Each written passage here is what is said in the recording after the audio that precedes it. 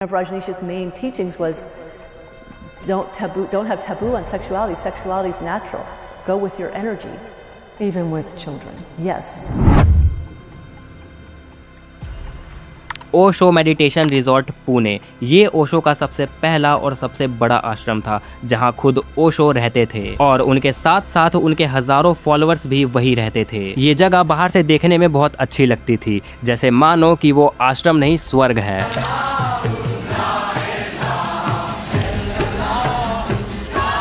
But ये आश्रम जितना बाहर से देखने में अच्छा था, उससे कई ज़्यादा डार्क और बुरी चीज़ें इस आश्रम के अंदर चल रही थी। वायलेंस से लेकर चाइल्ड सेक्सुअल अब्यूज़ तक सारी चीज़ें इस आश्रम में होती थी। It's just so normal for sex to be everywhere. I mean, we walk by, we could hear people, see people having sex or bathe in these group showers with adult men making out with people, you know. पर ये सब सालों तक बाहरी दुनिया से छुपा रहा। But in this video I am going to expose the dark side of Osho's heaven like ashram, where hundreds of minor girls were forced to sleep with adult man, और जहां उन लड़कियों को बहुत ज्यादा सेक्सुअली एक्सप्लॉइट किया गया। So let's begin the video. Most of the teens I knew were also sleeping with adult men. And then later, after I wrote my book, I found out that it was also some of the boys were being perpetrated by adult women. So it wasn't just the girls. प्रेम सरगम नाम की एक महिला ने भारतीय धर्मगुरु रजनीश, जिन्हें ओशो के नाम से भी जाना जाता है, उन पर कई आरोप लगाए हैं। उन्होंने कहा कि ओशो के पुणे के आश्रम में उनका रेप हुआ था।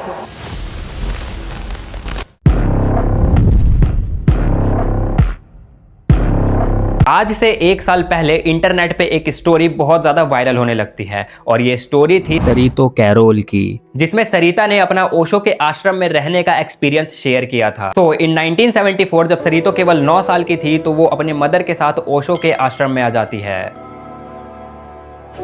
ओशो के आश्रम में आने के बाद उन्हें ओशो के द्वारा एक नया नाम दिया जाता है, माँ प्रेम सरितो। सरितो बताती हैं कि ओशो के आश्रम में रहना एक एडवेंचर की तरह था, क्योंकि वहाँ हर एक चीज की आजादी थी। वहाँ कोई स्कूल नहीं था, वहाँ कोई बाउंड्रीज नहीं थी, और वहाँ के गार्डन में वो पूरा दिन खेलती और इंजॉय करती थी। और अपने मदर से वो बहुत रेयरली ही मिलती थी, पर धीरे धीरे वहाँ की सारी खुशियाँ धुंधली होने लगी।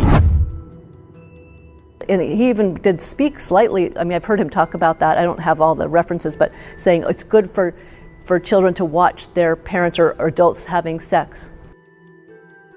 और उनके सामने उस आश्रम के कुछ काले सच आने लगे, कुछ ऐसे सच जो 9 साल की लड़की के लिए समझ पाना थोड़ा मुश्किल था। एक दिन उस आश्रम का गार्ड सरितो और उनके कुछ फ्रेंड्स को फ्रेंच किस करना सिखा रहा था, और बाकी मैन सन्यासी वहां बस खड़े होके उन्हें देख रहे थे, पर इसके खिलाफ कुछ बोल नहीं रहे थे। 9 साल की सरितो को वहां जो भी हो रहा होता है वो कुछ भी समझ नहीं आता है। The sexual abuse there started when one of the guards taught us how to French kiss.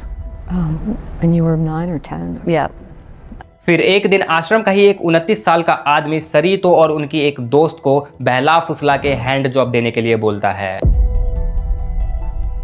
इस 29 साल के आदमी का नाम था मिलारेपा और ये ओशो का पर्सनल म्यूजिशियन था। एक दिन ये सरितो को पोकर खेलने के बहाने बुलाता है और पोकर खेलने के बहाने ये सरितो के टी शर्ट में हाथ डाल के उसके ब्रेस्ट को टच करता है, और यहाँ 16 साल की सरितो कुछ भी नहीं कर पाती है। Perhaps it was the reflection of open sexuality around them. और तब सरितो को ये समझ आता है कि अगर वो सतर्क नहीं रही तो ये चीजें उसके साथ होती ही रहेंगी। और जब ये लोग यूएसए रजनीशपुरम में शिफ्ट हुए तब ये सेक्सुअल एक्सप्लॉयटेशन और ज्यादा बढ़ गया, क्योंकि वही आदमी जिसने इंडिया वाले आश्रम में सरितो को फोर्स किया था, अब वो और एक्सट्रीमली सरितो के साथ सेक्सुअल एक्टिविटीज करने लगा था। उसने 12 साल की सरितो के साथ कई बार शारीरिक संबंध बनाए, और बस सरितो के साथ ही नहीं बल्कि उसके कुछ दोस्तों के साथ भी वो यही चीजें करता था। और ये लड़कियां किसी के साथ कुछ शेयर भी नहीं कर सकती थी, क्योंकि उस जगह के लिए ये सब आम बात थी, क्योंकि वहां फ्रीडम ऑफ सेक्स था। सरितो अपने इंटरव्यू में ये भी बताती है कि रजनीशपुरम में हर हफ्ते टीन डिस्को ऑर्गेनाइज होता था बच्चों के लिए, और यहाँ वो सारे मैन एंड वुमेन्स आते थे जो कि टीन एजर्स के साथ सेक्स करने में इंटरेस्टेड होते थे,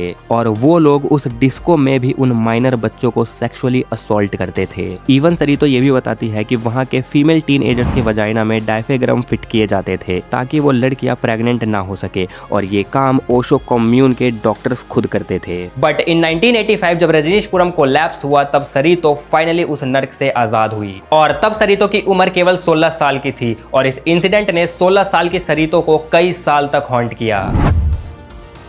फिर 2018 में जब ओशो के ऊपर एक डॉक्यूमेंट्री आई थी जिसका नाम था वाइल्ड वाइल्ड कंट्री, तो उसमें सरितो ने देखा कि उस डॉक्यूमेंट्री में इस चीज का कोई जिक्र नहीं हुआ है। जिसके बाद सरितो ने डरते डरते अपनी ये स्टोरी ओशो के फेसबुक ग्रुप पे शेयर करी, जहां उसे उसके जैसी ही और लड़कियां मिली जो कि ओशो के आश्रम में सेक्सुअली एक्सप्लॉइट हुई थी। उसमें से एक लड़की ने बताया कि उसे 70 मर्दों के साथ फोर्सफुली सोना पड़ा था, तो वहीं एक दूसरी लड़की ने बताया कि उसे करीब 150 मर्दों के साथ सोना पड़ा था, और ये सब उनके साथ तब हुआ जब उनकी उम्र 16 साल से भी कम थी। This is really scary. Do you guys really think that कि ओशो का वो आश्रम स्वर्ग था? फ्रीडम के नाम पे वहाँ छोटे बच्चों को सेक्सुअली एक्सप्लॉइट किया जाता था, उन्हें उनके पेरेंट्स से दूर रखा जाता था, जहाँ उनके पेरेंट्स के सामने उनके बच्चों के साथ सेक्सुअल एक्टिविटीज होती थी और वो देखते रहते थे, इवन एंजॉय भी करते थे। इस लेवल का मैनिपुलेशन चलता था वहाँ।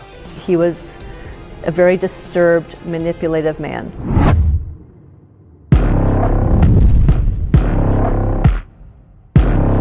तो ये कहानी है एक और लड़की की जिसका नाम था माँ प्रेम संगम, और ये भी एक ब्रिटिश थी जो कि बस 7 साल की उम्र में अपने पेरेंट्स के साथ ओशो के आश्रम में आई थी। वो अपने पोस्ट में बताती है कि जब वो ओशो के आश्रम में आई थी तो उसे और उसके पेरेंट्स को एक दूसरे से अलग कर दिया गया था, और वो चाइल्ड क्वार्टर में रहती थी, और उसको भी वहां मल्टीपल टाइम्स सेक्सुअली एक्सप्लॉइट किया गया था, इवन उसका रेप भी किया गया था। उन्होंने बताया कि ओशो का मानना था कि बच्चों को रेगुलरली सेक्स देखना चाहिए, और जो लड़कियां अपने पुबर्टी में जा रही हैं उनको एक एडल्ट मैन द्वारा गाइड किया जाना चाहिए। संगम के साथ भी ऐसा ही हुआ। जब वो केवल 7 साल की थी तो उसे वहां एक एडल्ट मैन के साथ रहना पड़ता था। Even she also told that कि उस आश्रम में एडल्ट्स को सेक्स करते हुए देखना बच्चों के लिए नॉर्मल सी बात थी।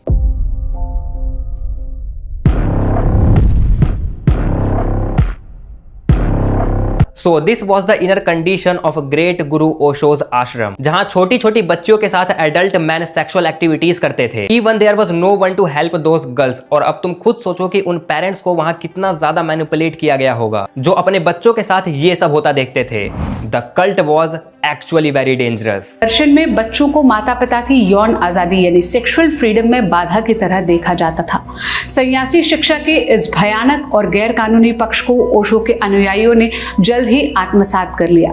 इसी के चलते आश्रम में ओशो के अनुयायियों के बीच पीडोफिलिया यानी बच्चों के लिए यौन इच्छा रखना आम हो गया था।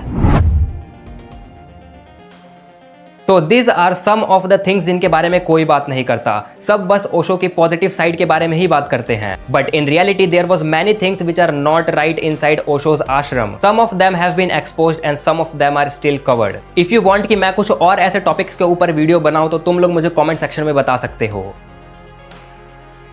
Okay, so that's it for the video guys. I hope you enjoyed this video. If you enjoyed this video, so make sure to like this video. And अगर तुम लोग चैनल पर नए हो तो भाई फटाफट चैनल को जाकर सब्सक्राइब कर लेना। And if you want तो तुम लोग मुझे इंस्टाग्राम पे भी फॉलो कर सकते हो। And yes guys, इस वीडियो को ज़्यादा से ज़्यादा शेयर करो। And again तुम लोग मुझे कमेंट सेक्शन में बताओ कि अगर तुम्हें इस टॉपिक के ऊपर और वीडियोस चाहिए तो मैं और वीडियोस भी लेकर आऊँगा। Till then इस वीडियो के लिए बस इतना ही। Good bye.